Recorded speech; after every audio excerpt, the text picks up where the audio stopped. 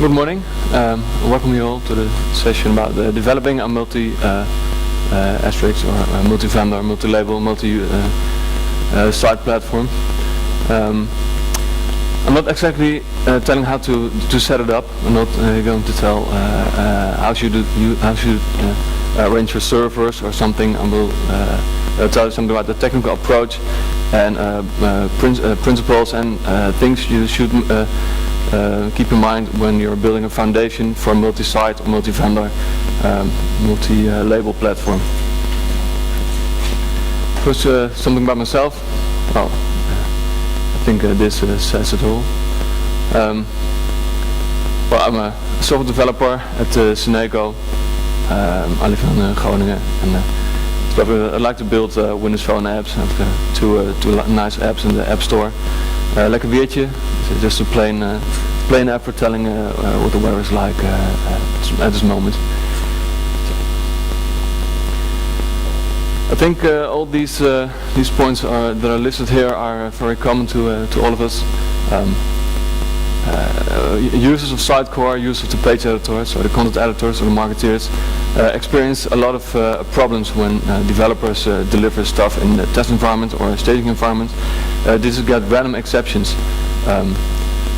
If you got some components that get data from a backend system, from a web service or a database, then stuff don't work anymore in the page editor because the page editor needs something like a logged-in user and stuff like that. And content editors get exceptions all the time. So in basis, there are page editor unfriendly sublayouts, components that aren't working the way they should work in the page editor. Sublayouts that are disappearing because if some people just make components that ask the very first question in the page load or in the init, that if the user is not logged in, then just don't show this component. It's a terrible thing for a page editor, because if the content editor really wants to put the component on the page, then when the component disappears, then well, there's something like a problem. Also, sublayouts that aren't flexible. I think, and I hope many others think, that a component should be placed anywhere, or almost in any placeholder that you can imagine on your website. So if a component is placed on the right side of in a placeholder, then it also should be possible to place it just in the main placeholder or something else. Or if you use a lot of different placeholders, then the component should be placed in any other placeholder. Sometimes we also see hard-coded text in sublayouts. This is something terrible if you want to use a multilingual version of your site. It's not really hard to make it flexible. What we'll also see is rubbish in standard values. A client of us had a problem a few years ago with a button just appearing somewhere on the website that said do something. And when the visitor clicks on the button, it does something, but you didn't know what it does. So accidentally the test button got into the production environment, and nobody knew what it was until and nobody knew it was there until a customer of the client sent a screenshot of the web page and sent it to customer support, and they just they had to find out where the component was placed, which button it was. So there's something terrible. So always tell your developers not to put rubbish in the standard values. Just keep it as close to the real thing. We also use incomplete placeholder settings. Like I said before, a component should be placed in almost any placeholder that you could imagine. So you need to be sure that the placeholder settings are complete. Something I mentioned before, so hard-coded text and sublayouts is also a no-no if you look at the suitability for components for personalization or targeting. Sort of marketeers can do anything what they want with it. And also, when you don't pay enough attention to these points, and you get disappointed content editors and marketeers, and then they don't have a great Sitecore experience. So experience is one of the keywords, of course, for the next release. Alright, think this is really recognizable. Developers make great components, make great stuff, and it works fine in development. And when they deliver stuff and it gets in a test environment, it's supposed to work, but it works in development environment great, so it's someone else's problem now. Well, solving all these things can be really done easily if you just stick to the principles that are aligned to the right of this slide. I'm not covering all principles in this slide, but there are many others. What I mentioned before, the flexibility of components, also the flexibility of layouts. Almost every layout should be interchangeable. So this also like compatible renderings. Every layout should be and could be mapped to each other. And of course, no nonsense in the standard values and stuff like that. But the main thing is that page editor should always work, because that's the tool your content editors will use. So don't try to get disappointed content editors or marketeers. Just make sure that the page editor works. And even if a component should be getting data from a backend system or any other service you can imagine. Also, a great point is use subsite where reasonable / possible. Building websites is really nice. Building websites for your customer, which has a large corporate site and all kinds of stuff that's used in a website, and all sub-sites that is used in a website. You can make it from just a single page and just make a lot of sub-pages. But you can also think of something like using sub-sites. Using sub-sites is way more flexible, because if the customer doesn't want the sub-site anymore, you can just remove it and get rid of it, and it still works. And also the content editors can have access to the only sub-sites they need to use, because sometimes you don't want a content editor to have access to your complete site. You don't want to have marketers messing up your whole site. Just give them access to one sub-site. That works best. And also websites and its magics, I'll come to the magics later on, should not affect each other. Because if website A does something with links, implemented its own link manager, then website B shouldn't be affected by it. And also something really important, guide your designers, because designers aren't developers. They just make a real nice web design. They create great CSS, they create great JavaScript, but they can mess it up. They can really create something like we all know, spaghetti code, spaghetti CSS, spaghetti JavaScript. What you should tell them is that they should make use of frameworks the way they should use frameworks. Use as a basis. Don't change it. If you want to change it, just create something, send it to the creators of the framework, and just let it have them accept it and integrate it in the next version. So no matter what you do not change jQuery. Create plugins. Whatever you use for a CSS framework, Bootstrap, or any other framework you could use, never change Bootstrap itself. Just create like you can create for jQuery plugins, but create overrides. Override the standard behavior of the files, but never change it. What you also see is that designers embed Bootstrap in their own CSS, because designers want a real fast loading of the website. They want to have really big CSS files.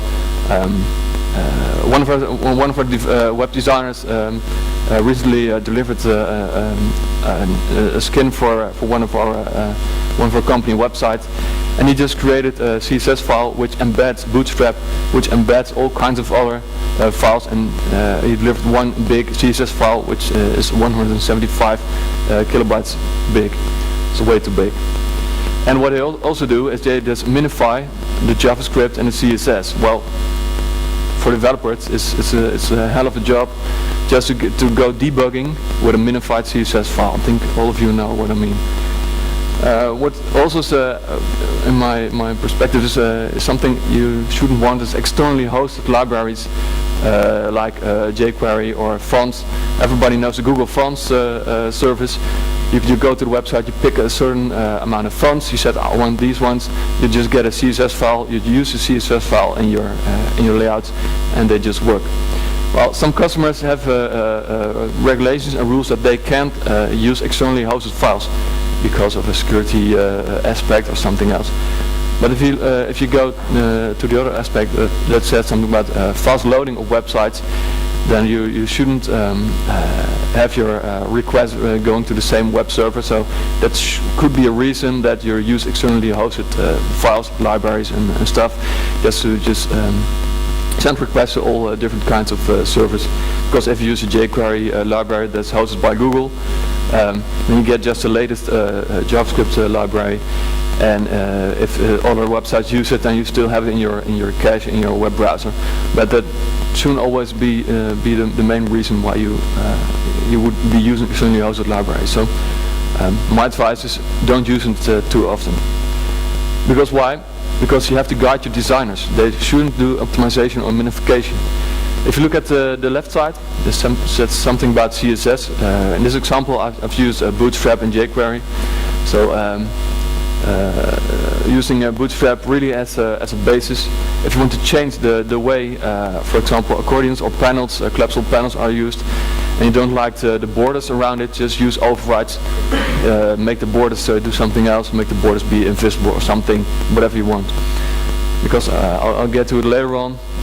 If you use something like Bootstrap, you can use it on multiple websites within your same Sitecore platform. And also for the jQuery stuff, you can use plugins. You can also use the components-based JavaScript stuff. It's something I should advise. Don't create one big JavaScript file which covers the entire JavaScript of all your components you use on your website. Just create small JavaScript files you can include in something else I will show in the next slide. And use style override. So use Bootstrap as a basic. Use Bootstrap overrides and use them in the way you should use them. The other thing is, if you use the magics of Sitecore, so the pipelines, the providers, the events, the data providers, use them in the way they should be used. It's just real magic. You can do whatever you want with Sitecore. You create your own pipelines. You can extend pipelines, just inherit them or something else. But keep in mind that websites and its magics should not affect other websites. It's a great way to mess up everything. Just get strange behavior on your website, links being created in a way you don't want them. If you use item buckets, then just the URL to item within the bucket could be generated in a different way, resolving the names of the real item should be done in a way that you want within your own website. And it could potentially give a bad behavior, because if you use pipelines or events and you don't keep in mind that a pipeline will be run every time a page is requested, then it will be ran on every website, on every page, everyone requested. So make your pipelines the way you should make it. Just stop as soon as possible if you're not fully convinced that you should run the pipeline on your website, on the certain website. Just abort it as soon as possible, or just skip the magic that you want to do inside. But also, if you use the pipelines and you extend other pipelines, keep track of the Sitecore updates. Sitecore changes their pipelines every now and then. They introduce new pipelines, and just keep track of them. Keep track to the updates instructions with every release of Sitecore. And if you think you've got a golden ticket pipeline, if you really think you got something that solves it all, that does everything you ever wanted with Sitecore, contact Sitecore support, submit it, and maybe you'll be lucky and it will be included in the next release. Well, that's something about what you should tell to your designers and what you should keep in mind with the pipelines and stuff. But the other important thing, and that's where this talk is about, is providing the foundation, because this session has its entitled is building a multi-vendor, multi-label, multi-site solution. Need to cover something, and I think the main important thing is that you should provide a foundation, because if you don't have a solid foundation, then you should get messed up really soon, or something in the end. Because if you use a multi-vendor situation where different Sitecore implementation partners are building websites, then they could just interact with each other's pipelines, and they just invent the wheel again themselves. Keep in mind of the file and item structure. I'll show later on that you should keep them separated.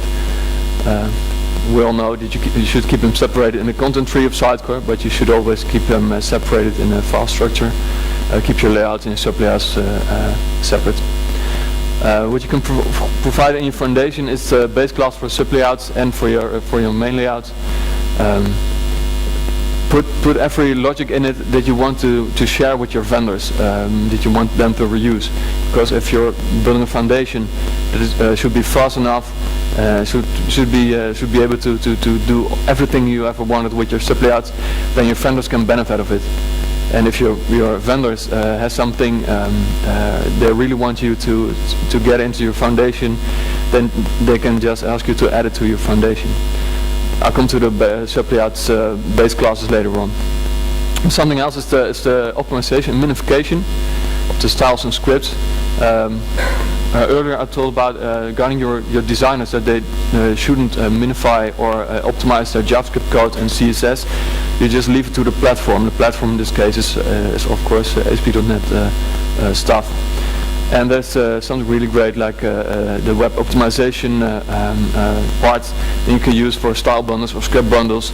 Get them included in your website. You can also tell it to not optimize or minify them in your debug environment, but really do it in the staging environment or a production environment. It could be very useful just to speed things up.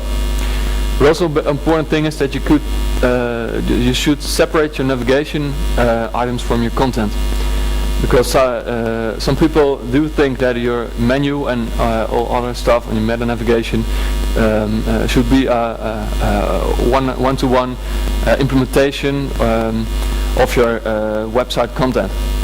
But navigation never tells exactly what your content is structured like. So just separate your navigation from your content, so your menus work fast and your content can grow whatever you like, can contain really thousands of items, and navigation you just stick to maybe 50 or 60 items or 100. You just keep your navigation separated from your content. And speaking about separation, a great thing is that you should think of your design principles, your design patterns you want to introduce in your foundation, and the stuff you want to give to your vendors in your foundation where they could use. So I wrote a few bullets here that well, almost every bullet says the same. It's the separation, of course. But when I mean the separation of layers, everyone knows that you should introduce layers to your software, data access layer, business layer, presentation layer and stuff.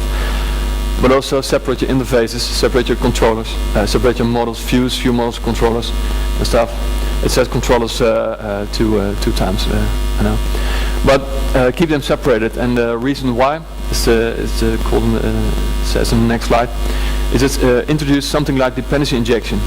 Keep your layer separated, keep your implementation separated, because the page editor and the marketeers and the content editors can benefit of it. I'll get to it in the next slide, but I hope everybody knows what dependency injection is. If you're not familiar with dependency injection, you really should look it up, because something you can really make use of in your own software. I could have included all the cliches that Wikipedia said, but that is a really great list. But the disadvantages can really be tackled. It isn't that difficult. It can be debugged very well. And what the main thing is that it's use of unit test friendly, and it gives possibility to mock up everything, even in a unit test, even in your page editor, even in your live site. It can be really be great to use. And of course, it's great for unit tests, so you can get your code coverage to a higher level.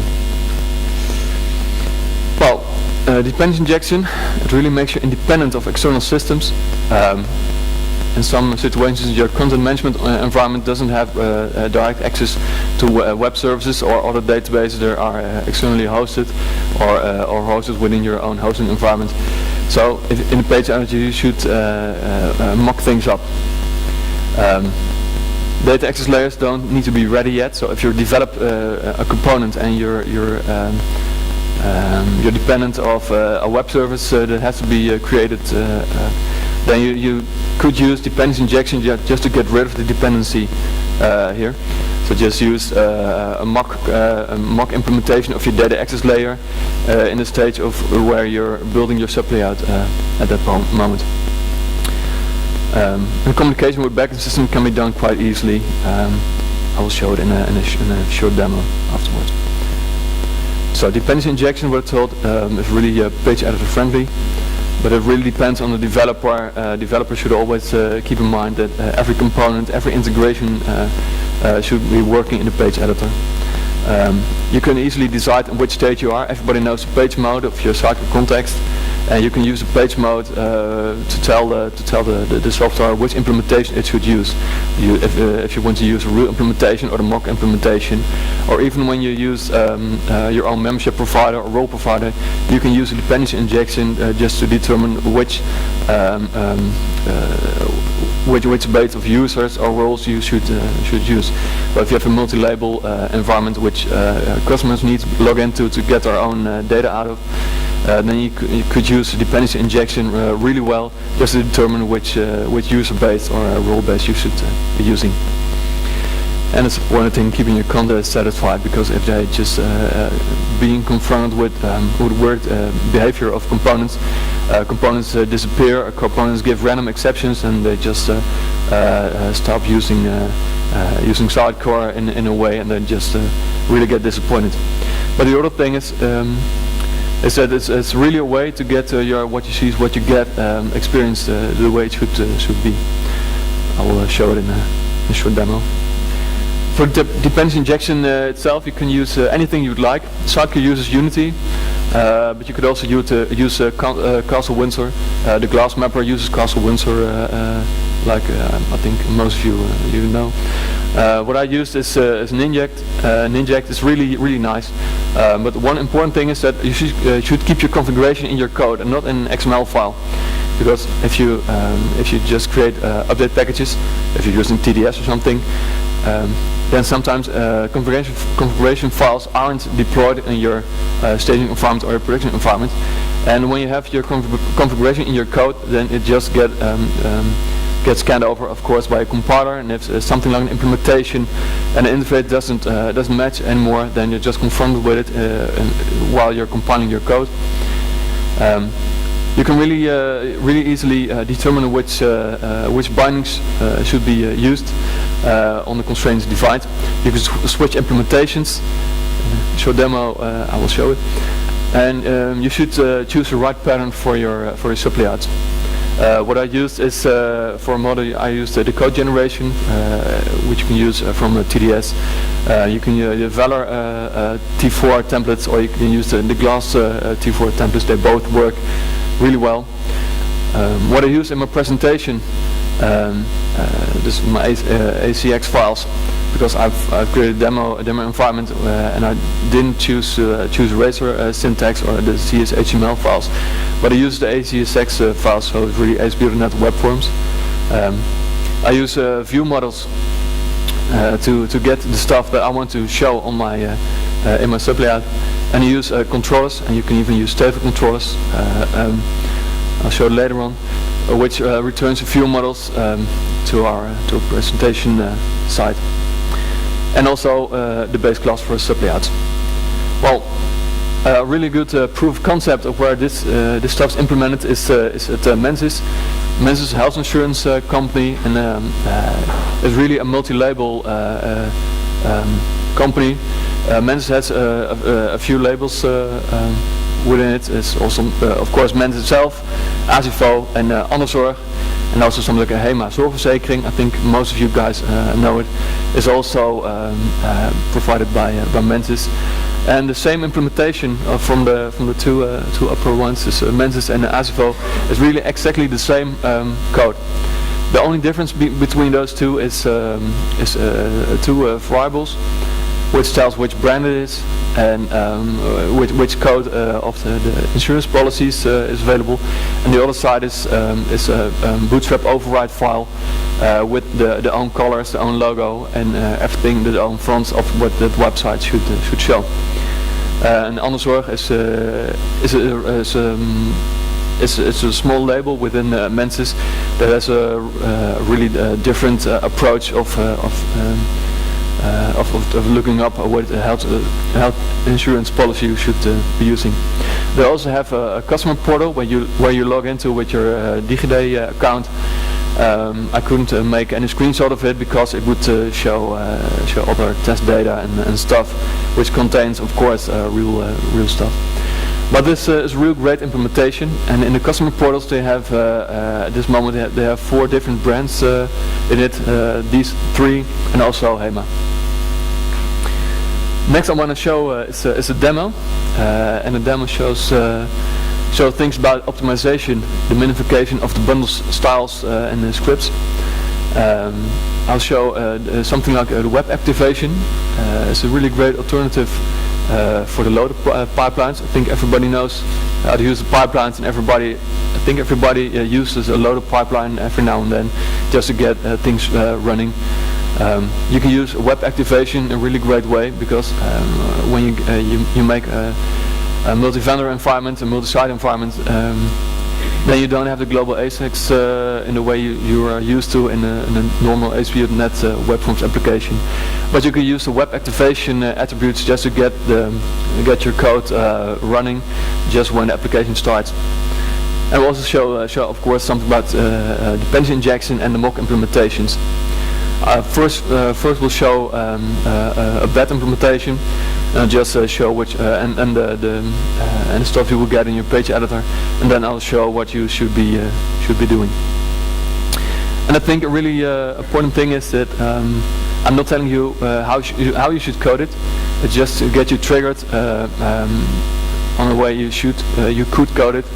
I'm not telling you what patterns you should follow. I'm using ASP.NET Web Forms, ACX web controls, but you could also use CSHTML, of course, which has its own controllers and stuff. And also I'm not telling what your weapon of choice is. You can use Unity, Castle Windsor, or Ninject, whatever you like, whatever you are comfortable with. It's just important just to keep your users and your content editors satisfied. And keep respect to the page editor, because that's the most important thing, I guess. Well, I'll go to Visual Studio. I'll just switch to duplicate the screen. I hope the resolution is a little bit bigger than this.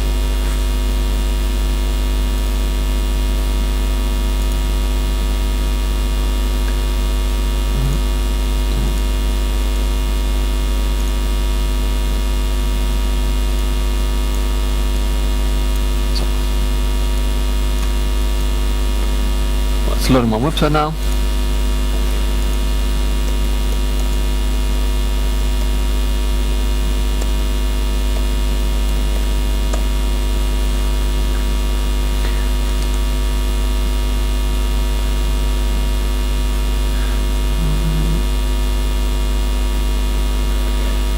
Well, what I use is Visual Studio. I think everyone is using it.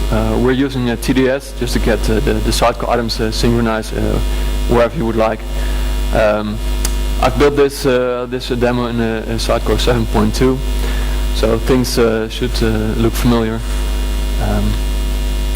I hope everybody can see and can read the Solution Explorer on the side, because it's the only thing I can zoom in without using a magnifier in Windows.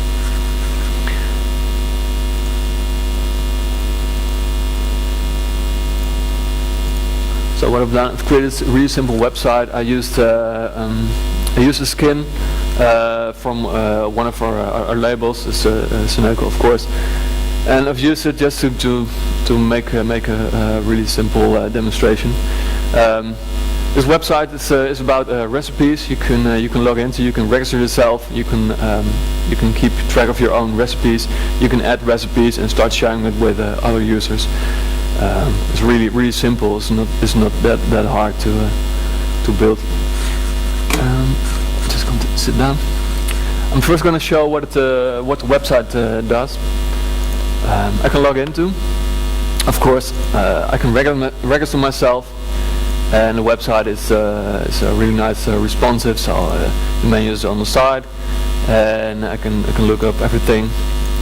I can also look up the recipes that are already added to the website. And if you see it, this is a slow cooker lemon pepper chicken recipe. Well, on the left side is a recipe description itself, and on the right side it says the ingredients of this recipe. And it's nothing really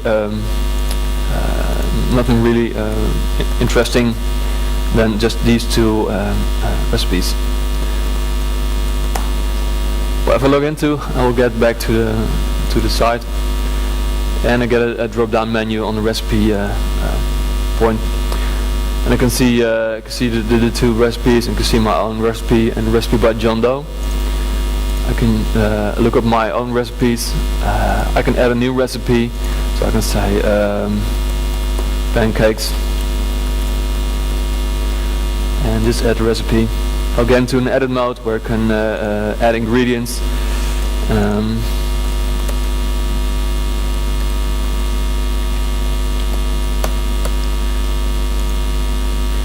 And you can see it on the right side. I can also delete them. I'll get a confirmation box, and of course the ingredients disappears.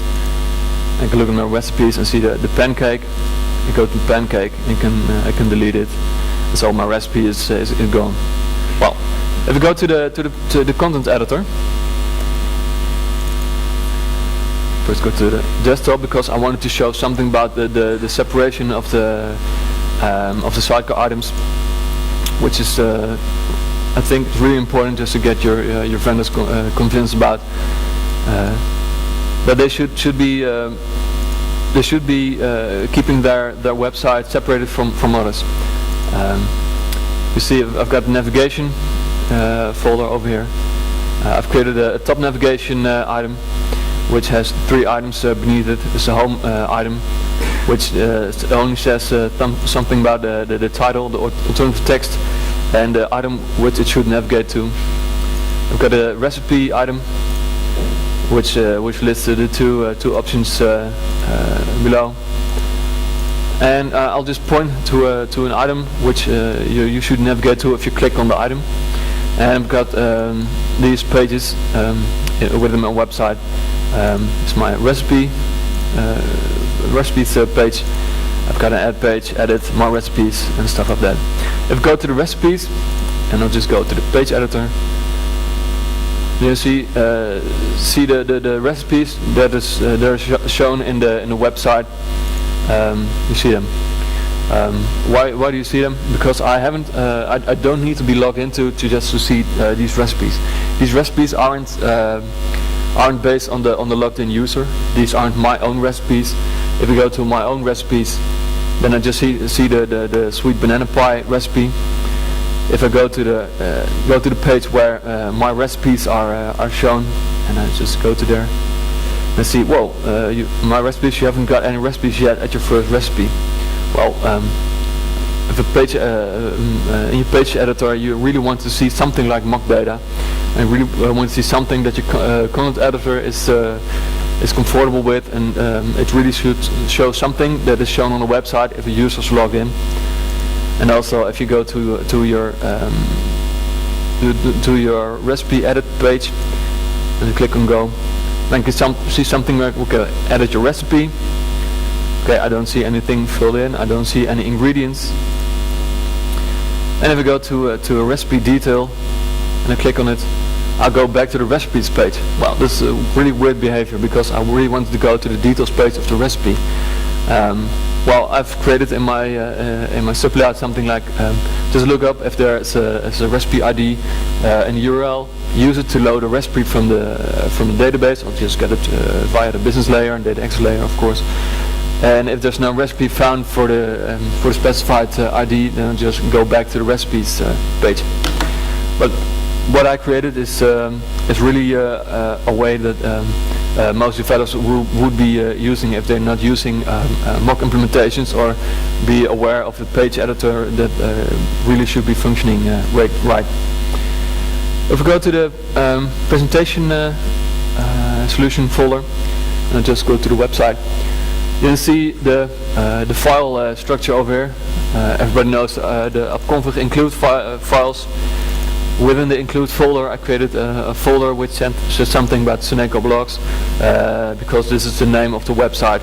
I think that every website and every vendor should be realizing that they should put their own include files in a subdirectory that says the name of the website. So don't put include files directly into include folder. Just create a subdirectory where your include files will be put into. Because if we really want to exclude weird behavior, really want something to be looked into, if there's some random exceptions showing up, then you should be able to just lock down to a certain thing. So keep your config include files in one place per website. And what I told us, I've got bundles. I've put it in an app start folder. And if we go look into the bundle config file, just zoom into it. Then I've recorded here a few bundles. I've got the script bundles. I got the style bundles. I gave them names. I gave them names that really aren't used, I think, that many often. I could use them exactly the same like my website. I could name them Sitecore blog styles and stuff like that. I really should be doing that, so I could use them in a great way.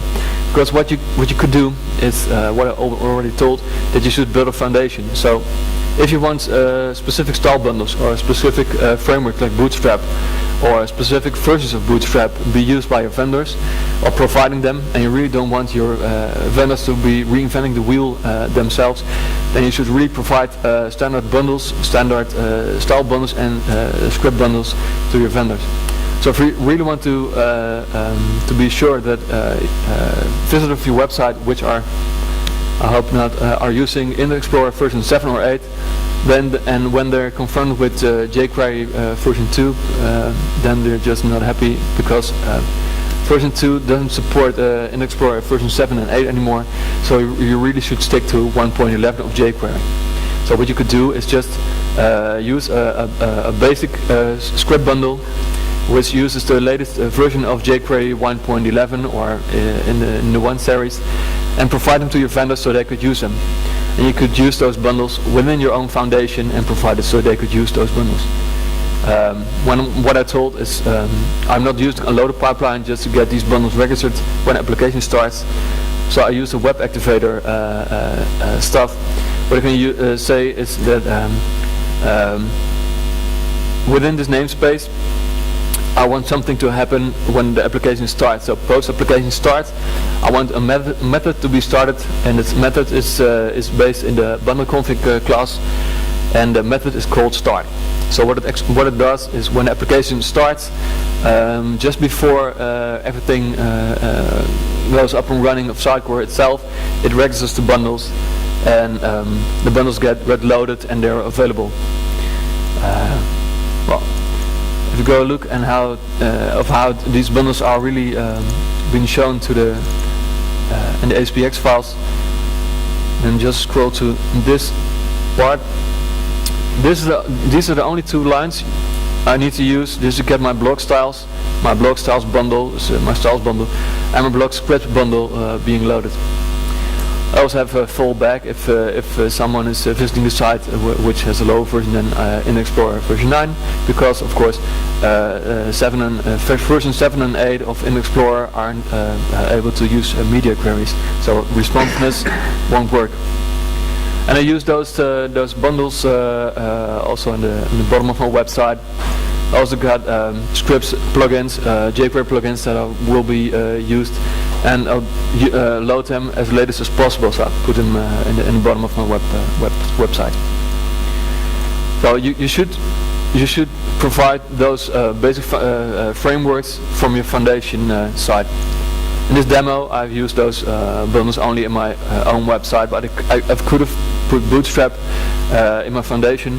But due to the fact that my web designer created a CSS file which is 175 kilobytes big, which includes Bootstrap entirely, I couldn't separate them. It's too bad he didn't do it. Well, what you see over here is an interface file, so I have main layout. If you want some behavior being used in all my layout files, then just create an interface, make your main layout implement that interface. So if you want to make something happen from the sub layout and you want to change, for example, the title of your web page or other stuff, just use those techniques just to get default behavior in your main layouts. Just if you have them implemented, and you can have something like subtitle method on all your layouts, and you could use them from your sub layout. Because if in the example site, if you go to a specific recipe, then the title of the recipe is added to the title of the page, so it shows in the browser and all stuff like that. And what I also use is it's only one heading element. It's an H1 element, because in search engine optimization aspects you should only have one heading element of the highest level in your page. So I have one H1 element in my main layout, and it's also used in my set title method. So it's been set with the title of my recipe. So if Google indexes my website, then the title of the recipe is included in the results. So I got two different layouts, and I could show them both, but they're almost exactly the same. If you go and look in my pipelines folder, my pipelines folder is of course empty. I didn't want to use any pipelines in my website, but the pipelines I would put in my foundation, because I'm building my foundation over here. If you go into my resources folder, and I think that's a great place where you should put your CSS files and your JavaScript files, and also static images, logos, and stuff like that. You should put them in a way that different websites, which could be built by different vendors, aren't interfering with each other. So if you use something like resources and resource website and image folder, and different websites uses the same name for a specific file, your logo, something like that. Or I think what everybody knows is that if you have even an icon for your website and you want to show it in your browser, then you need to make sure that your icons aren't using the same name. You need to be able to have your site, your favicon, is it right? Then you should be able to have them separated from each other. So you could make something just to resolve the favicon within it. Well, I have my CSS files. I have a components file. I've used less just to get my CSS build up the way I want. I use the slider. I use this rich text editor CSS file. If I have some time left, I could show something of that later on. And I've got my styles. This is the big file that my web designer provided me. He just put all stuff in it, ASCII art stuff. Well, I don't know if you really want that in your CSS file. And the file itself is really, well, I think it's way too big to have to be honest. And this is only the styles that are implemented for this site. If you go all the way up, Then I see this import instructions that it should import Bootstrap without the large parts, with the large styles. So everything from Bootstrap is imported in this file. And if we go and take a look at the Minified version and I load it, then you'll notice that it takes a long time to get it loaded. And we go to the end of it and click on it, then you see there's 150,000 characters in this file. So it's really way too big for a CSS file. You should have them being optimized and minified in the way they should be minified. If you go take a look at my website and take the source of this page, then you see those CSS files being included over here. You see them. You should see them separated in a debug environment or in your development environment.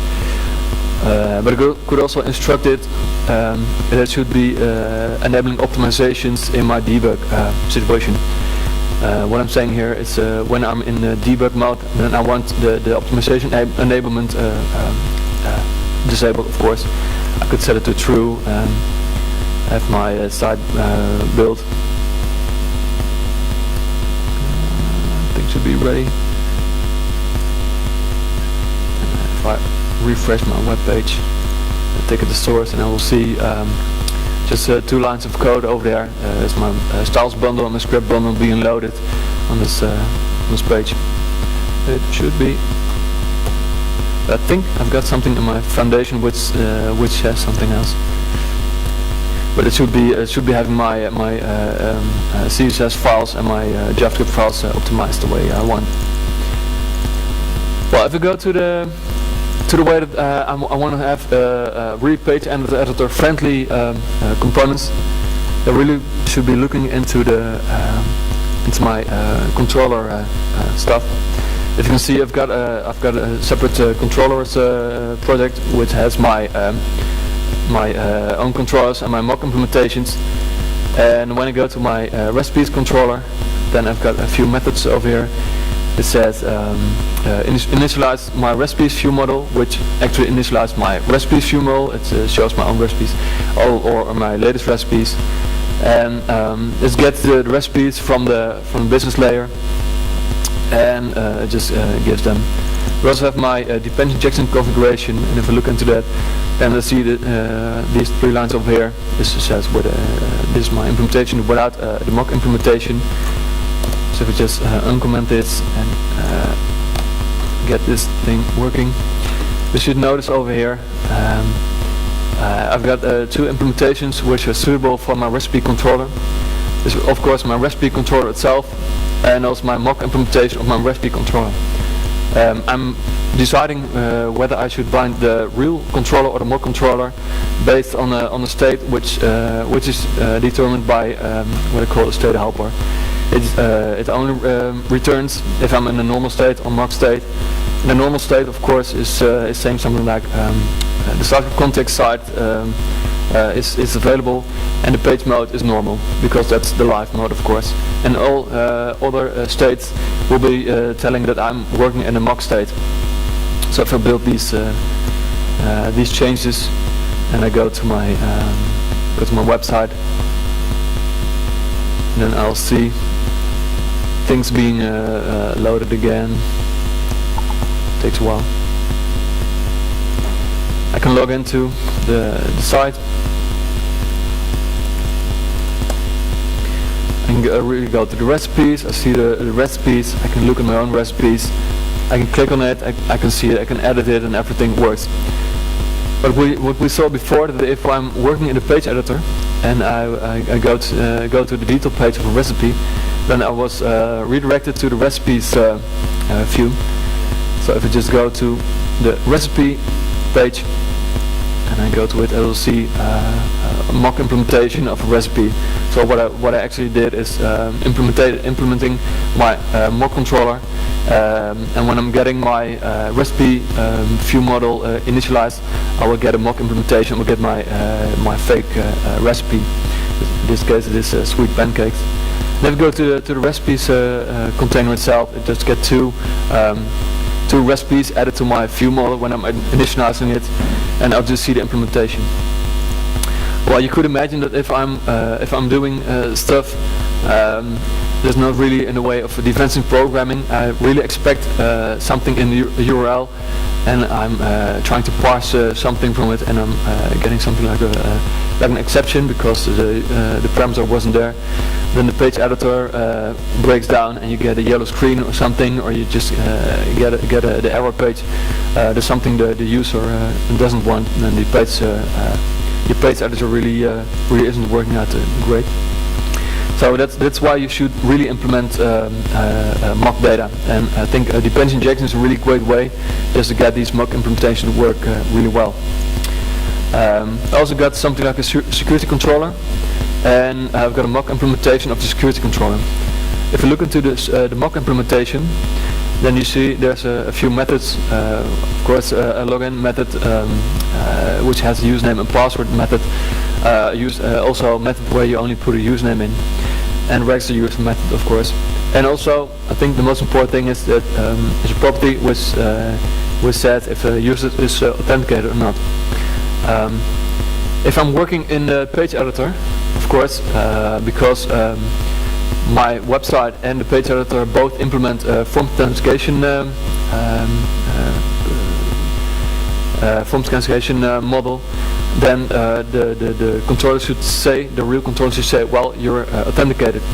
But if I go to the real implementation and I go and take a look into what the is authenticated property says, it gets something from the user context. In this case, this user context is an implementation of the iUser interface. I'll go take a look at it. The iUser interface contains at the moment 3 properties. Is authenticated, the username and user ID. If you log into Sitecore, then you're just being identified of your username. If you use the virtual users, then you just use a username. And if you want to use something like the profiles, then well, you could run into problems, because you should build up your profile, save your user, log in your user, and all stuff like adding roles to your user is really important, of course. But I've used the user ID property. So go take a look at what my my user ID property really implements. It's a property from my user profile wrapper. And my user profile wrapper is something I use in my security controller. And what the user ID property actually does is get something out of my profile. And this is the user profile from Sitecore, everybody knows. But I'm using a wrapper just to get something like a strong typing over here. If I go back into my security controller and get into the login method,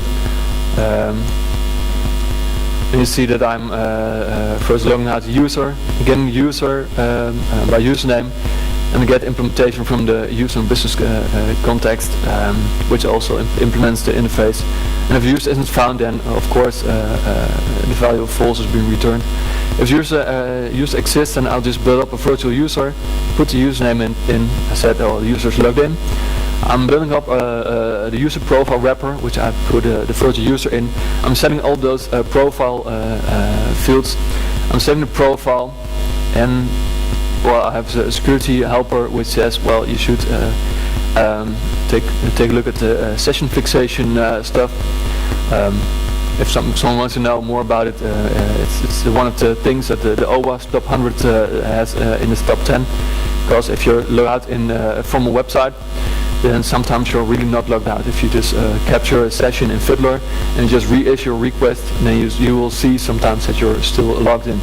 So you can use something like a session fixation. It really helps. Helps you out if you have security problems. So when I have all those things organized and I log in a virtual user, I redirect the user to the main page, and this really worked well.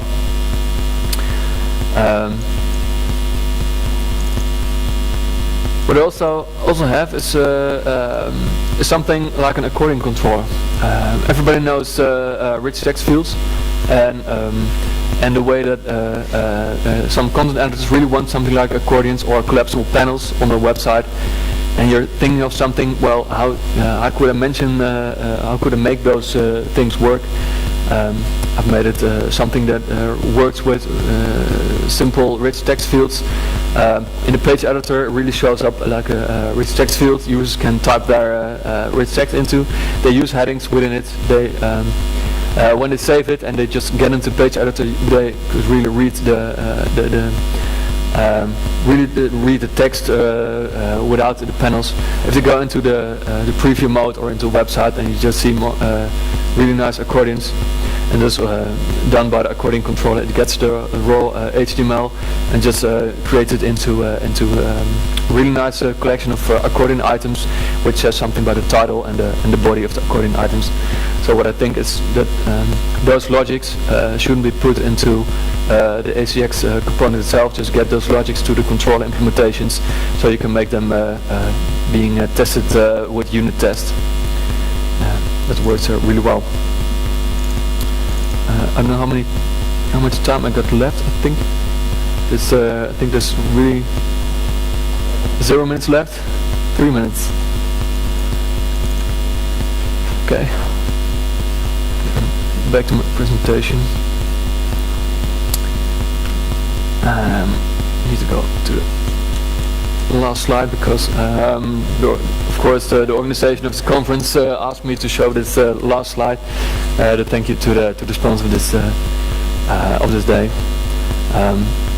Well, if you got any questions, there's really no time left. But if you got questions, just ask in during the coffee breaks. You could also ask Jeroen, one of my colleagues. And if there's something that you really want to ask is interesting enough, I will write a blog about it. If I'm going back to the first slide I showed just before I was showing the demo, it says, well, I'm not telling you how you should code it. I'm telling you what patterns you should use. You could also use, of course, the razor syntax, use the MVC model like you should be using it. But in this session, I used the ASP.NET Web Forms approach with ACX files. But of course, using controllers and view models, which you also could use.